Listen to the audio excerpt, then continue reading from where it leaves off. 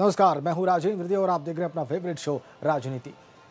देश को खोलने की दिशा में लगभग 2 महीने के लॉकडाउन के बाद कई कदम उठाए गए और इनको नाम दिया गया अनलॉक 1। 15 दिनों का वक्त गुजर चुका है अनलॉक 1 को और कोरोना का आंकड़ा भी 3 लाख के पार पूरे देश में जा चुका है। कुछ राज्यों में तो यह बहुत तेजी से बढ़ा है, बहुत तेजी से, और बेशक इसने लोगों को बहुत डराया है। और यह भी सही है कि इसने सरकारों को भी सोचने के लिए मजबूर किया है कि देश को फिर से खोलने की उनकी दिशा और रणनीति सही है या नहीं है। लोग चर्चा कर रहे हैं क्या फिर से सरकार कोई ऐसा कदम उठा सकती है जिससे कोरोना की तेजी से बढ़ती रफ्तार को रोका जा सके। और इसी बीच में खबर आई कि 16 और 17 जून को प्रधानमंत्री एक बार फिर से मुख्यमंत्रियों के साथ वीडियो कॉन्फ्रेंसिंग के जरिए विमर्श करने जा रहे हैं। इन तमाम चीज़ों के बीच में जो अच्छी बात है वो ये है कि रिकवरी रेट बहुत बेहतर हुआ है देश का, प्रदेश का भी। लेकिन ये सब कुछ बेहतरी की खबर नहीं हो सकती, उसके पीछे तर्क नहीं हो सकता। खबर है कि कुछ अफवाहों की वजह से बड़ी तादाद में लोग यूपी और बिहार की ओर रवाना हो रहे हैं। इससे पहले कि हम आज की चर्चा को आगे बढ़ाएं, उस सवाल का जवाब ढूंढें जो आप सबके जहन में है। एक नज़र कोरोना के कुछ आंकड़ों पर आपको दिखाते हैं। यूपी में कोरोना के नए मामले 476 पिछले 24 घंटे में और सक्रिय मामले 5064, कुल मामले 14,000 से ज़्यादा। ये यूपी की हम बात कर रहे हैं। नए मामले 24 घंटे में 476 आ गए, सक्रिय मामले अभी भी 5,000 से ज़्यादा। और भारत की बात करें तो पिछले 24 घंटों में 11,000 से ज़्यादा मामले। नई मौतें पिछले 24 घंटों में 325, कुल मामले 3,32,424 और कुल जो ठीक हुए हैं वो हैं 1,69,798। कुल मौतें देश में अभी तक 9,520 कोरोना से, और रिकवरी रेट रात की बात 51% से ज्यादा। देश के और प्रदेश के आंकड़े आपने देख लिए। अब चूंकि बात कल प्रधानमंत्री की वीडियो कॉन्फ्रेंसिंग से जुड़ी है तो आपको बता दें कि इससे पहले वो कब हुई है, एक आंकड़ा आपके सामने रख देते हैं कि कब उन्होंने मुख्यमंत्रियों से बात की है। 88 दिनों में छठी बार वो कॉन्फ्रेंस करने जा रहे हैं। पहली और दूसरी कॉन्फ्रेंस 2 अप्रैल को दूसरी कॉन्फ्रेंस हुई थी, तीसरी कॉन्फ्रेंस 11 अप्रैल को उन्होंने मुख्यमंत्रियों के साथ की थी वीडियो कॉन्फ्रेंसिंग। चौथी कॉन्फ्रेंस 27 अप्रैल को, इसके बाद 5वीं कॉन्फ्रेंस 11 मई को, और अब छठी कॉन्फ्रेंस जो है 2 दिन होगी 16 और 17 जून को।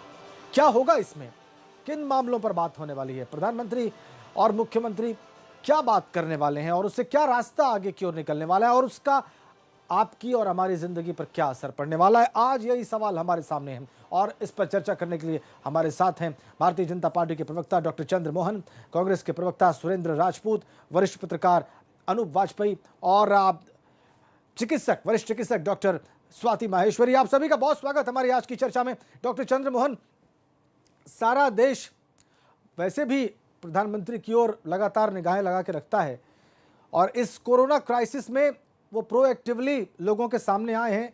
उन्होंने बताया है कि क्या करना है, क्या नहीं करना है। अब वो एक बार फिर मुख्यमंत्रियों के साथ कल वीडियो कॉन्फ्रेंसिंग करने जा रहे हैं, कल और परसों। लेकिन आम आदमी डॉक्टर चंद्र मोहन सहमा हुआ है।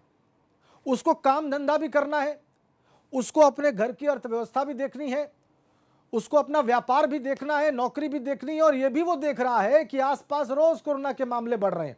यूपी में देख लीजिए कितना तेजी से ग्राफ ऊपर जा रहा है। पूरे देश में आप देख लीजिए 3,32,000 हो गए हम। पूरी दुनिया के अगर आंकड़ों की बात करें तो टॉप 5 में हम। ये स्थिति बड़ी अजीब है। आम आदमी एश्योर्ड नहीं है कि भविष्य में क्या होगा। आप क्या देख रहे हैं? ये राजन जी, बिल्कुल जो आपने चर्चा के प्रारंभ में जो बात कही है तो सही है। आम आदमी नहीं, खास आदमी भी और सब सारे लोग सभी इसको लेकर एक सशंकित हैं और एक शंका का माहौल है, क्योंकि हम एक अलग प्रकार की बीमारी का सामना कर रहे हैं जिसको हम अपनी आंखों से नहीं देख सकते और जिसको समझ सकते, और उसके कारण से एक अदृश्य बीमारी से हमारा सामना हो रहा है। बहुत अच्छा है कि भारत ने माननीय प्रधानमंत्री जी के नेतृत्व में इस लड़ाई को बहुत अच्छे ढंग से लड़ा। उत्तर प्रदेश में भी उत्तर प्रदेश सरकार ने अन्य राज्यों की तुलना में बहुत अच्छा, बहुत शानदार प्रयास किया और 23 करोड़ जनता के एकजुटता के बलबूते पर आज हम एक बहुत महत्वपूर्ण पड़ाव पर और बहुत अच्छे पड़ाव पर हैं। राजेंद्र जी, आपने जैसे कहा कि आदरणीय प्रधानमंत्री जी लगातार संवाद कर रहे हैं, सभी राज्यों के मुख्यमंत्रियों से बातचीत कर रहे हैं और कोई औपचारिकता नहीं है उसमें, पूरी सारी सबकी सब बातचीत होना और सभी के साथ विमर्श होना। और आपने सब भी प्रयोग किया विमर्श का, एक विमर्श के द्वारा आगे की दिशा तय करने का काम लगातार हो रहा है, वही है। और 2 दिन में, इसीलिए 2 दिन का रखा है कि 2 दिन में सभी से विस्तार पूर्वक बातचीत हो जाए जी। और हम निश्चित तौर पर राजेंद्र जी उत्तर प्रदेश में जैसे मेरठ है, तो आज दिल्ली के लोग मेरठ में मेरठ मेडिकल के स्वास्थ्य लाभ लेके जा रहे हैं। बहुत महत्वपूर्ण बात है ये, मतलब सामान्य इसे नहीं रख सकते हैं। नहीं, ये अभी तो तक अच्छी ये बात था है। कि अभी तक ये होता था राजेंद्र जी के जो एनसीआर के लोग हैं, मैं खुद बुलंदशहर का हूँ, तो एनसीआर के जो लोग हैं वो कहते थे कि हमारे लिए वरदान है दिल्ली का होना। हम कोई आश्वस्त होता था कि भाई दिल्ली चलो, दिल्ली चलो, दिल्ली चलो, और दिल्ली जाते थे उपचार के लिए। लेकिन आज जब सबसे बड़ी महामारी हमारे सामने खड़ी हुई तो हम दिल्ली की ओर नहीं जा रहे हैं। आज चाहे जेम्स हॉस्पिटल नोएडा की बात हो, चाहे मेरठ मेडिकल कॉलेज की बात हो, और अन्यंत्र जो जिलों में जो बनाए गए हैं उनमें बात हो, चाहे सहारनपुर की बात हो या कहीं की भी बात हो, चाहे डॉक्टर अब देखो चंद्रमोहन, ना ये उदाहरण आपने बहुत बढ़िया दिया है। मैं आपको इसलिए टोक रहा हूं क्योंकि बहुत सारे ऐसे केसेस भी हैं जहां पर लोगों को एडमिट नहीं किया गया। एक वीडियो सोशल मीडिया पर बहुत वायरल हुआ, उसमें एक पुलिसकर्मी, उसकी सांस फूल रही थी, उसके टेस्ट के लिए लोग तैयार नहीं हुए। हमने देखा अभी कुछ 3-4 दिन पहले एक व्यक्ति, उसकी सांस फूल रही थी और वो सिद्धार्थनगर के हॉस्पिटल में गया, उसको एडमिट नहीं किया।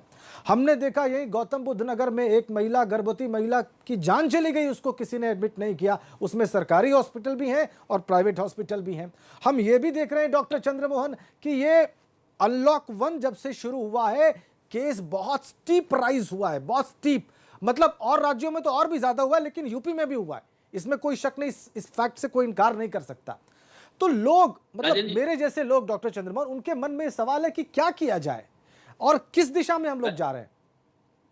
राजेंद्र जी, इसमें मैं एक बात जोड़ूंगा, मुझे लगता है वो क्लियर करना जरूरी रहेगा। जो महिला वाला विषय है जी और नोएडा का विषय है, वो नोएडा के उत्तर प्रदेश सरकार का वो चिकित्सालय नहीं है, ये आप भी जानते हैं, मैं भी जानता हूँ, क्योंकि आधी बात कहने पर उसका जो संदर्भ जाता है नहीं जाता है। और देखिए, इस कोरोना की लड़ाई में यार आदरणीय स्वाति जी यहाँ पर मौजूद हैं, हमारे डॉक्टर्स भी इसमें पूरी बहादुरी के साथ लड़ रहे हैं, लेकिन उससे बहुत सारे उससे प्रभावित भी हो रहे हैं। हमने उत्तर प्रदेश में भी, हमारे जैसे आगरा का मुझे पता है, आगरा में 28 डॉक्टर इससे प्रभावित हुए। मिश्रा हैं, बड़े बड़े न्यूरो सर्जन हैं, वो खुद एक केस किया उन्होंने, तो उसमें वो पॉजिटिव हो गए। मेरे गांव में कोई डॉक्टर हैं, डॉक्टर देवेंद्र थे, उनका निधन हुआ। तो अनेकों डॉक्टर्स भी, क्योंकि सबसे ज्यादा जैसे बुलंदशहर में 90 केस जो केस इस समय हैं, उनमें से 90 केस ऐसे हैं जो हॉस्पिटल्स के कारण, जैसे कोई उपचार के लिए नहीं है तो वो वहां से पॉजिटिव होके आया उसके बाद में। तो ये देखिए, मैं आपको कहूंगा, इसमें ये राजनीति नहीं हम कर रहे, ना करना चाहते हैं, क्योंकि हमारे उत्तर प्रदेश के मंत्री माननीय योगी आदित्यनाथ जी, वो खुद सेवा को समर्पित व्यक्ति हैं और अपने आप को उन्होंने सेवा के लिए समर्पित किया हुआ है। डॉक्टर चंद्रमोहन, मैंने भी इसीलिए पॉलिटिकल डिवाइड की बात ही नहीं की, और ये इसमें भी कोई शक नहीं कि मुख्यमंत्री जी लगे हुए हैं। मुझे तो लगता है सुरेंद्र राजपूत जी यहाँ पर बैठे हुए हैं, कांग्रेस के प्रवक्ता हैं, विपक्ष में हैं, वो भी संभवतः इस बात को स्वीकार करेंगे कि मुख्यमंत्री 24/7 एक्टिव दिखते हैं। सुरेंद्र राजपूत जी, सवाल मेरा ये है कि ये जो दिशा है, जो विजन है कोरोना से फाइट करने का, खासकर अनलॉक 1 के शुरू होने के बाद से, इससे आप संतुष्ट हैं? इसमें आम आदमी की तकलीफ को आप कहां देखते हैं, वो सब हमारे सामने रखिए। देखिए राजेंद्र जी, सच्चाई जिसको कहते हैं ना कि एक बिल्कुल जो दिख रही है उससे कहीं इतर है। 2-3 बातें मैं आपके सम्मुख रखता हूं और उसके बाद आप जो जवाब देंगे या डॉक्टर चंद्रमोहन जो जवाब देंगे वो हम लोग सब लोग सुनेंगे भी और मानना मजबूरी है। राजेंद्र जी, आपकी आवाज ये है, यहाँ पे मेरी आवाज मुझे खुद मिल रही है, आपकी आवाज हमें मिल रही है। बिल्कुल, मैं उसको अपनी टेक्निकल टीम को बोलता हूँ, उसको दुरुस्त करेंगे। लेकिन सुरेंद्र जी, अपनी बात आप जारी रखिए। आपकी आवाज हमें बिल्कुल क्लियर मिल रही है और आपकी शक्ल भी हम बिल्कुल साफ देख पा रहे हैं। बिल्कुल नहीं, शक्ल देखे ना देखे आवाज जानी चाहिए। यहाँ पे मेरा प्रश्न दो तीन प्रश्न है यहाँ पर सत्ता से। पहला प्रश्न ये है कि मैं परसों प्रकाश जावड़ेकर जी का एक वीडियो देख रहा था। प्रकाश जावड़ेकर जी ने बहुत स्पष्ट कहा, केंद्रीय कैबिनेट मंत्री हैं इंफॉर्मेशन ब्रॉडकास्टिंग, तो उन्होंने बड़े स्पष्ट रूप से कहा कि साहब 30 जनवरी को पहला केस आया था हिंदुस्तान में, उससे लगभग 1 महीना पहले आदरणीय प्रधानमंत्री जी हम सब लोगों को, अपने कैबिनेट कोलीग्स को बता रहे थे कि बहुत बड़ी महामारी, कोरोना की महामारी आ रही है और उस महामारी से निपटना बहुत मुश्किल है और बहुत हम लोग तैयारी करनी है, ये करना है, वो करना है। तो आज प्रधानमंत्री जी को 16-17 की मीटिंग में यह जरूर बताना चाहिए कि दिसंबर से जब प्रधानमंत्री जी को यह मालूम था कि कोरोना नाम की एक बहुत बड़ी महामारी आ रही है, बीमारी आ रही है, तो उन्होंने 14 मार्च तक, दिसंबर, जनवरी, फरवरी और 14 मार्च, 3.5 महीने में क्या किया, क्या उन्होंने किया? और अगर उन्होंने नहीं कुछ किया तो क्या यह आपराधिक कृत्य नहीं है? अगर उन्होंने स्वास्थ्य सेवाएं उस ड्यूरेशन में तैयार नहीं की तो क्या यह आपराधिक कृत्य नहीं है? क्या उन्होंने लोगों से इस बात को, आम जनता से, जनमानस से छुपा करके रखा तो क्या यह आपराधिक कृत्य नहीं है? और इस तरीके से कि नमस्ते ट्रंप से पहले और कहीं ना कहीं मध्य प्रदेश की सरकार गिराने से पहले उन्होंने लॉकडाउन को नहीं किया और नहीं कहीं कोई स्मार्ट लॉकडाउन किया। और जिस वक्त मजदूरों को घर भेजा जाना चाहिए था उस वक्त उनको कंटेनमेंट जोन में, जहां पर बहुत ज्यादा परेशानियां थी या जहां पर बढ़ सकता था कोरोना, उस जगह पर रखा गया। और जब लॉकडाउन आपने अनलॉक करने की बात की तब जाकर के आपने मजदूरों को उनके घर भेजने की बात की। तो ये सारे प्रश्न के उत्तर प्रधानमंत्री जी को जरूर देने चाहिए। एक बात। दूसरी बात जो आपने कही उत्तर प्रदेश के मामले में, तो उत्तर प्रदेश की 23 करोड़ की जनता है और निश्चित तौर पर 24 घंटे हो, 48 घंटे हो, मुख्यमंत्री जी काम कर रहे हैं, लेकिन उस काम का रिजल्ट क्या मिल रहा है उसके 4-5 उदाहरण आपने दे दिए हैं ऑलरेडी। और उसके 5-7 उदाहरण मैं भी दे देता हूं कि सामने ही सामने आपके कोरोना काल में जिस तरीके से घोटाले आ रहे हैं, कोरोना काल में जिस तरीके से गर्भवती महिलाएं बगैर इलाज के मरी जा रही हैं, कोरोना काल में जिस तरीके से पीपीई किट के घोटाले आ रहे हैं, तो सच्चाई ये है कि आदरणीय मुख्यमंत्री जी काम बहुत अच्छे तरह 18-18 घंटे कर रहे हैं, लेकिन वो काम का रिजल्ट क्या मिल रहा है? या वो काम दीमक की तरीके से हो रहा है, दीमक की सेना की तरीके से हो रहा है कि जिस तरीके से दीमक की सेना 18-18, 20-20 घंटे काम करके कहीं ना कहीं चीजों को बिगाड़ने का काम करती है। आज आप देखिए मुख्यमंत्री के सोशल मीडिया कार्यालय के लगभग 30 से ज्यादा आदमी कोरोना इफेक्ट हो गए। अब उसके लिए हम लोग क्या कहेंगे? आप इस चीज को, जब मुख्यमंत्री कार्यालय में, सोशल मीडिया मुख्यमंत्री का जो कार्यालय है, तो राजपूत साहब कुछ अच्छा भी हुआ है कि नहीं हुआ है? कहीं स्वस्थ हो जाएं इस लड़ाई में कहीं कुछ अच्छा हुआ है? हाँ, निश्चित तौर पर अच्छा भी हुआ है। मैं बताऊं आपसे, जितने हमारे स्वास्थ्य कर्मी हैं, डॉक्टर स्वाति माहेश्वरी यहां पर बैठी हुई हैं, हाँ। हम उनको सैल्यूट करते हैं। जितने हमारे कोरोना के स्वास्थ्य कर्मी हैं, उन्होंने अपने अभावों के दरकिनार करते हुए, सुरक्षा उपकरणों को दरकिनार करते हुए कोरोना के मरीजों को बचाने के लिए दिन रात एक किया है। यह बहुत अच्छा काम हुआ है। पुलिस कर्मियों ने बाई एंड लार्ज, चाहे वो पैदल चलते हुए, पैरों के छालों से खून रिसते हुए मजदूर हो, उनकी भी मदद की है पुलिस वालों ने। हाँ। यह भी अच्छा काम हुआ है। लेकिन सरकार जिस चीज के लिए बनी है, जनता की सरकार जिस चीज के लिए बनी है, भारतीय जनता पार्टी को जिस चीज के लिए बहुमत मिला है, वो लोग अपनी जिम्मेवारी के निर्वहन में कहीं ना कहीं उनसे चूक भी हुई है और उनसे फेलियरिटी भी हुई। आपका कहना यह है कि जो इंप्लीमेंट कर रहे हैं, जो लोग काम कर रहे हैं जमीन पर, वो बढ़िया कर रहे हैं। सरकारी जो डिपार्टमेंट्स है उनके लोग भी बढ़िया काम कर रहे हैं। हाँ, लेकिन नीति दिग्भ्रमित है। आपको लगता है नीति ठीक से नहीं बनाई गई, ये आप कहना चाह रहे हैं? कमियां हैं, लेकिन वो काम अच्छा कर रहे हैं। ठीक है। डॉक्टर स्वाति माहेश्वरी हमारे साथ हैं। डॉक्टर स्वाति, आप डॉक्टर भी हैं, लेकिन उनमें सदिच्छा है। अच्छा, डॉक्टर स्वाति की आपने बात की, 19 सवाल पूछ लेते हैं। डॉक्टर स्वाति, गवर्नमेंट की डायरेक्शन इस कोरोना से लड़ने के लिए आपको ठीक लगी एक डॉक्टर के तौर पर? और आने वाले दिनों में क्या विकल्प है तेजी से बढ़ते कोरोना के मामलों के बीच में गवर्नमेंट के सामने, लोगों के सामने, वो भी आप अपनी राय रखें। जी हाँ, बिल्कुल। देखिए, ये एक ऐसी लड़ाई है जो निरंतर बदल रही है, यानी कि हमें समय के साथ साथ अपनी स्ट्रैटेजीज बदलनी ज़रूरी है। तो जिस तरह से समय से लॉकडाउन लगा, मैं बिल्कुल ये मानती हूँ कि लॉकडाउन बिल्कुल समय से लगा और उसका जो सदुपयोग है वो भी किया गया ताकि हमारी जो स्वास्थ्य सेवाएं हैं वो बेहतर हो सके। अब जहां से, लेकिन अब हम जहां खड़े हैं, जहां अब हम अनलॉक की स्थिति में भी आ चुके हैं, जरूर हम देख रहे हैं कि संक्रमण बढ़ रहा है। ऐसे में अब हमें अपनी स्ट्रैटेजी चेंज यहां से भी करनी होगी। अच्छा। देखिए, अब संपूर्ण लॉकडाउन तो भारत में नहीं हो सकता, जिसकी बार बार हम बात भी करते हैं, उसकी अब स्थिति नहीं दिखती है। क्योंकि देखिए, आप एक धारावी का एग्जाम्पल ले लीजिए। धारावी ऐसी जगह है जहां लगभग 10 लाख लोग रहते हैं, और वहां आप जानते हैं कि केवल 520 एकड़ में इतने लोग रह रहे हैं। और वहां पर जहां हम सोच रहे थे कि ये हमारी कोरोना की सबसे बड़ी त्रासदी बनेगा, वहां पर अब संक्रमण कम होना शुरू हो गया है। और ये किस वजह से कम हो रहा है? क्योंकि वहां पर स्क्रीनिंग बहुत तेजी से करी गई। वहां टेस्टिंग इतनी तेजी से नहीं हुई जितनी की स्क्रीनिंग वहां तेजी से की गई। तो वहां 50,000 फैमिलीज की स्क्रीनिंग करी गई। उनको पहले से चिन्हित किया गया, जो जो बीमार थे, जिनको ऑक्सीजन की कमी हो रही थी, उन सब लोगों को चिन्हित किया गया। उसी तरह से अब हमें ये करने की जरूरत है, क्योंकि भारत, अब हम ये चिन्हित कर चुके हैं भारत में कि कहाँ कहाँ इन्फेक्शन ज्यादा है, कहाँ कहाँ कम है। तो जो स्थिति अभी हमारी लॉकडाउन की चल रही है, मेरे ख्याल से वही थोड़ा और आगे चलेगी, क्योंकि कंप्लीट अनलॉक तो नहीं हो सकता है। लेकिन हाँ, जहां जहां आपके हॉटस्पॉट्स हैं, कंटेनमेंट जोन है, वहां मुझे लगता है केंद्र को, देखिए, केंद्र ने तीसरे लॉकडाउन के बाद काफी सारी जिम्मेदारियां राज्य सरकारों के ऊपर छोड़ दी। कंटेनमेंट जोन्स भी उनको डिसाइड करने, आगे की भी। लेकिन अब मुझे लग रहा है, क्योंकि संक्रमण अब बढ़ रहा है, तो केंद्र सरकार को कम से कम स्क्रीनिंग और टेस्टिंग, इन दो चीजों पर अपनी लगाम रखनी चाहिए, और बाकी चीजों को राज्य सरकार के ऊपर छोड़ दें कि वो कैसे स्वास्थ्य सेवाओं को बेटर करना है, कैसे हेल्थ वर्कर्स जो हैं उनको प्रोटेक्टेड रखना है, कैसे आपको और मेकशिफ्ट हॉस्पिटल्स तैयार करने, उस तरफ ज्यादा ध्यान दें। और स्क्रीनिंग और टेस्टिंग, मुझे लगता है कि केंद्र सरकार को उसके ऊपर अपनी जो मतलब आप ये कह रही है वो ज्यादा पकड़ के रखने की जरूरत है। केंद्र को अपना रोल फौरन जो है कम से कम इन मामलों में बढ़ा देना चाहिए, और अपनी रीच भी बढ़ा देनी चाहिए एकदम आखिरी आदमी तक, स्क्रीनिंग और टेस्टिंग के जरिए। ठीक है, महत्वपूर्ण बात आप कह रही हैं। लेकिन हमारे साथ अनूप वाजपेयी साहब भी हैं। वाजपेयी साहब, देखिए, आप जर्नलिस्ट हैं, आपको, आपके सामने तमाम तस्वीरें हैं, तमाम पहलू हैं उन तमाम तस्वीरों के।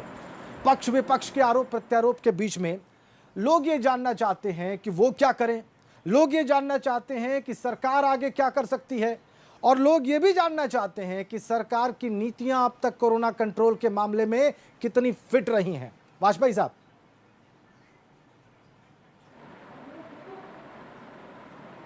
देखिए राजन जी, जहाँ तक सवाल है सरकार की नीतियों का, तो सरकार ने अपने कॉमन सेंस से और जो भी उसमें था, उसमें उन्होंने बहुत सही समय पे लॉकडाउन किया।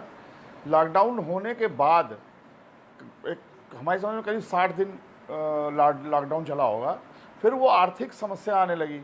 तो लॉकडाउन खोलना तो मुझे नहीं लगता कि बहुत कोई ऐसा कदम था जो जिसे क्रिटिसाइज़ किया जा सके।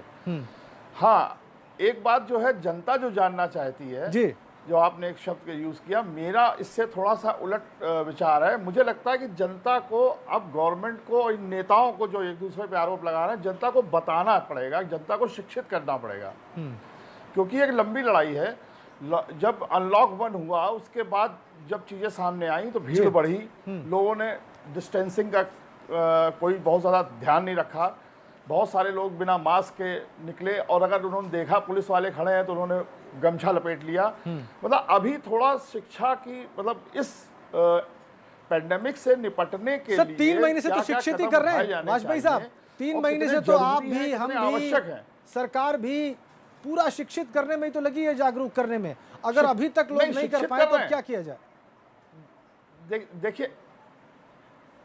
देखिए, नेट पे बॉलिंग करना, नेट पे बैटिंग करना, और जब मैच शुरू होता है, हाँ, दोनों में फर्क होता है। हाँ, अब वो स्थिति आ गई है कि हम पिच पे उतर चुके हैं, हम अनलॉक वाली स्थिति में आ गए हैं। अच्छा। और अब जो समझ में आ रहा है वो ये है कि जनता को शिक्षित करना बहुत जरूरी है। और मेरा अपना एक राय है कि जो डॉक्टर मैम ने कहा अभी, हाँ, वो बिल्कुल सही है कि अब केंद्र सरकार को कुछ चीजें बिल्कुल सिर्फ और सिर्फ अपने हाथ में लेनी होंगी। अच्छा। राज्य सरकारों के ऊपर ना के भरोसे ना रहें। क्या व्यवहार में ऐसा संभव है वाजपेयी साहब, करके अपनी नीतियों का पालन करवाएं? देखिए, एनसीटी दिल्ली में जो सेंट्रल गवर्नमेंट हेल्थ इमरजेंसी घोषित कर दीजिए। हाँ, जो, अच्छा, हेल्थ इमरजेंसी घोषित कर दे केंद्र, ये आपकी राय है? सीधे सीधे ऑन रिकॉर्ड हेल्थ इमरजेंसी घोषित कर दें। डॉक्टर चंद्रमोहन, कंटेनमेंट जोन ये आपने बहुत उनमें महत्वपूर्ण बात सख्ती कही करी जाए, उसमें आपने और डॉक्टर स्वाति माहेश्वरी ने दो बातें कॉमन कही और एक बात आपने आगे बढ़कर कह दी, वाजपेयी साहब किसे हेल्थ इमरजेंसी डिक्लेयर करे केंद्र। डॉक्टर चंद्रमोहन, इसमें क्या बुराई है इस विचार में जो वाजपेयी साहब ने सामने रखा है? देखिए, अभी जैसे उत्तर प्रदेश है, उत्तर प्रदेश में 11 ऐसे जनपद हैं जहाँ ज्यादा प्रभाव है, और वो 11 जनपद एक जैसे प्रकार के हैं, मिश्रित आपत्ति। समीक्षा करना चाहिए। सुरेंद्र राजपूत जी बहुत सारी बातें बोलते चले जा रहे थे, उनको मुशायरा करने के मुशायरा करने, क्योंकि इसमें इस समय पर जिस महामारी से हम गुजर रहे हैं, आज गृह मंत्री जी खुद दिल्ली में अस्पताल का आपको मुशायरा करना नहीं आता है तो आप मुशायरा मत कीजिए। मैं नहीं हूँ, लेकिन आज की डेट में अगर आप इस तरीके से निर्लज्ज रूप से आप सरकार को बचाने की कोशिश करेंगे तो क्या ये उचित है? कांग्रेस ही क्या मुशायरा आप करेंगे? इधर की बातें करके बच सकते हैं? क्या ये मैंने जितनी बातें तथ्यात्मक आपको कही है क्या गलत है और ये आपको मुशायरा लग रहा है? आपको शर्म नहीं आती है सारी बातों को? ठीक है, पार्लियामेंट्री भाषा का इस्तेमाल हो। आपको शर्म नहीं आती है सारी बातों को? क्या मैं आप दोनों लोग सीनियर लोग, राजपूत साहब, डॉक्टर चंद्रमोहन, ये संसदीय भाषा, संसदीय भाषा, संसदीय भाषा, संसदीय भाषा, संसदीय भाषा। मिनिमम डिग्निटी बनी रहे, मिनिमम डिग्निटी बनी रहे एक दूसरे के लिए, प्लीज प्लीज, मिनिमम डिग्निटी बनी रहे एकदम। किस तरीके की भाषा का इस्तेमाल इस पेंडेमिक में इस्तेमाल कर रहे हैं? करते हो आप, कांग्रेस मुशायरा करती है, इन्हें शर्म नहीं आती? क्या ये सच नहीं है कि मुख्यमंत्री हम लोग मुद्दे से भटक गए, हम लोग मुद्दे से भटक गए, अफसोस, मुद्दे से भटक गए। समय समाप्त हो गया। आप लोगों का बहुत बहुत धन्यवाद, बहुत बहुत धन्यवाद इस चर्चा का हिस्सा बनने के लिए। इतना ही वक्त था, माफी के साथ मुझे इस कार्यक्रम को जो है यहाँ पर समाप्त करना पड़ रहा है। आखिर तक आते आते विषय कहीं और चला गया, लेकिन बड़े सवाल सामने हैं जिनका इंतजार इस देश का आम जनमानस कर रहा है। कुछ बातें, कुछ मशवरे हमारे वरिष्ठ पत्रकार महोदय ने रखे, डॉक्टर स्वाति माहेश्वरी ने रखे। अब क्या ऐसा होता है क्या जो दिल्ली में हुआ, सेंटर ने जो दखल दिया है, चीज़ों को अपने हाथ में कुछ हद तक लेने की कोशिश की है, क्या वो देश के दूसरे राज्यों में भी होगा, यूपी में भी होगा? ये देखने वाली बात है। हम इंतजार करेंगे, इस खबर को ट्रैक करेंगे। मेहमानों का बहुत बहुत धन्यवाद इस चर्चा का हिस्सा बनने के लिए और आपका राजनीति देखने के लिए।